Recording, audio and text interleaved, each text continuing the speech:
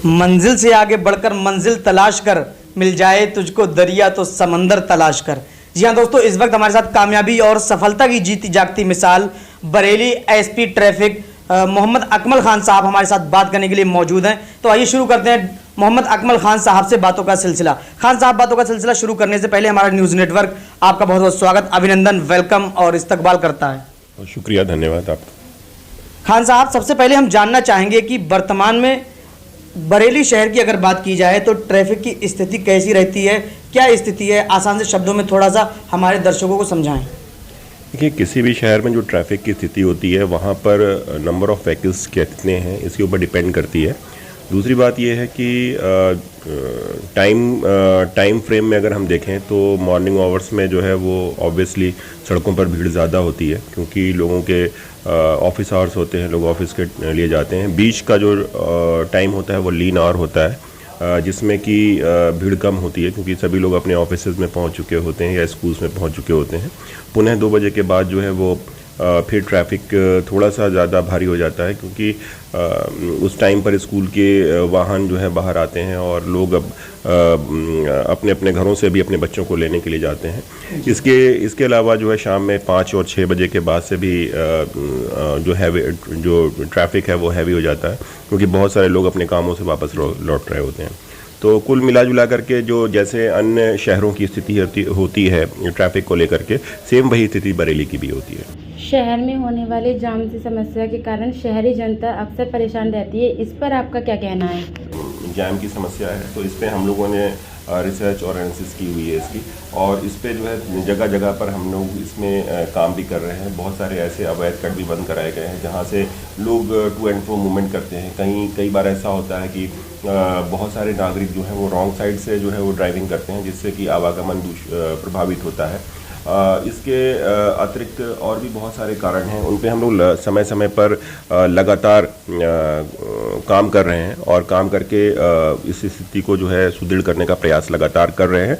और अगर आप देखेंगे तो पिछले समयों में काफ़ी समय से पूर्व की अपेक्षा अभी जाम की समस्या से काफ़ी लोगों को निजात भी मिली है।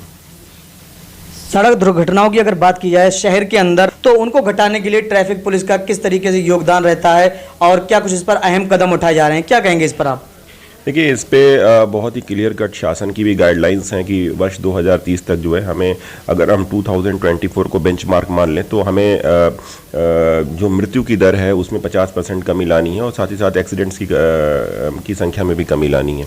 तो इसके लिए लगातार हम लोग प्रयत्नशील हैं। जो सीनियर ऑफिसर्स हैं उनकी गाइडलाइंस भी लगातार मिलती रहती हैं। इसके लिए हम लोगों ने पूरे जनपद में 45 ब्लैक स्पॉट चिन्हित किए हुए हैं, जहां पर हम लोगों ने कार्य योजना बना करके काम कर रहे हैं।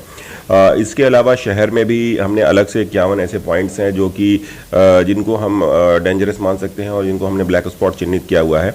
दूसरे विभागों से समन्वय स्थापित करके जहां जो भी समस्या है जिसकी वजह से वहां पर दुर्घटना होने की संभावना है, उन सारे कारकों को जो है समाप्त करने का प्रयास किया जा रहा है, और इसके लिए हम लोग लगातार तत्पर हैं और उम्मीद है कि हम बहुत जल्द ही जो है इसमें काम करके इसमें सफलता प्राप्त करेंगे। आपको ये मैं बताना चाहूँगा कि अगर हम पिछले वर्ष की तुलना करें इस वर्ष में, तो इस वर्ष में जो है दुर्घटनाओं की संख्या में कमी आई है, लगभग 25% की कमी है। मृतकों की संख्या में भी 2.1% की कमी है, और घायलों की संख्या में लगभग 17% की कमी आई है।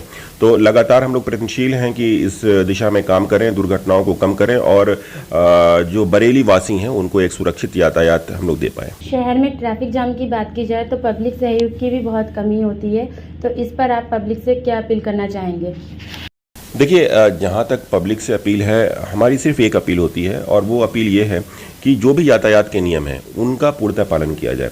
अगर आप देखें तो आप बहुत सारे नागरिकों को देखेंगे कि अभी भी लोग हेलमेट लगा के नहीं चल रहे हैं, ठीक है, रॉन्ग साइड ड्राइविंग कर रहे हैं, ड्रंकन ड्राइविंग के बहुत सारे केसेस हमें मिल रहे हैं, ठीक है। बहुत सारे ऐसे लोग हैं जो भी मोबाइल पर वार्ता करते हुए ड्राइविंग कर रहे हैं। कई बार लोग हैं जो यातायात नियमों का पालन ना करके जो कट्स हैं उन कट्स पे रॉन्ग साइड से गाड़ियों को मोड़ लेते हैं। तो सिंपल सी चीज़ है कि यातायात नियमों का पालन करें, किसी भी शॉर्टकट का इस्तेमाल ना करें, और आप निश्चित रूप से आप एक सुरक्षित यातायात पाएंगे इससे। आपकी ओर से और आपके विभाग की ओर से बरेली शहर में यातायात व्यवस्था को सुधारने के लिए क्या कुछ अहम कदम उठाए जा रहे हैं, इस पर क्या योजनाएं चल रही हैं, इस पर आप हमारे दर्शकों से क्या कहना चाहेंगे? देखिए, बहुत सारे काम हम लोगों ने पिछले 1 वर्ष में किए हैं यहाँ पर। अगर हम देखें तो हमारा उद्देश्य ही यही है कि यातायात पुलिस और जो बरेली पुलिस है, हमारे एसएसपी सर, सीनियर ऑफिसर्स और भी जो सीनियर ऑफिसर्स हैं, उनका ये कहना है कि हमारी जो पुलिसिंग होनी चाहिए वो जनोन्मुखी होनी चाहिए, यानी कि सिटीजन ओरिएंटेड होनी चाहिए। जो भी हम काम करें वो जनता के लिए करें। तो इसके लिए जो है आप देखेंगे कि उत्तर प्रदेश के किसी भी अन्य ज़िले में जो है वो ट्रैफिक हेल्पलाइन नहीं है। हम बरेली एक ऐसा पहला शहर है जहाँ पर हमने ट्रैफिक हेल्पलाइन नंबर जारी किया है। हमारी बरेली ट्रैफिक पुलिस की एक वेबसाइट भी हमने डेवलप की है और ये भी उत्तर प्रदेश की पहली ट्रैफिक पुलिस की वेबसाइट है।